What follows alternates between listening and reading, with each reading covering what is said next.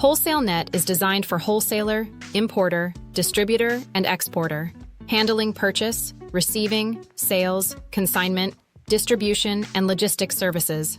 In addition, it issues full set of export shipping documents, giving exporter easy handling of documentation.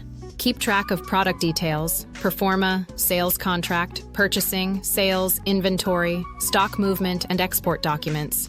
Purchasing vs. Sales Analysis Report. This is used to find out the cheapest product supplier against the generous customer, hence improving company's sales and profit margin.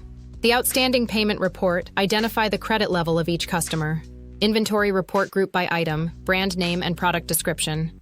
Leftover reports with different grouping by article, no, item, brand name, description, supplier, and specification. FIFO, storage breakdown, storage charges calculation, low-level alert, and stock checking by location. Reports on all stock in and stock out movement grouping by item, customer, brand name, supplier, delivery order, recipient, and job order.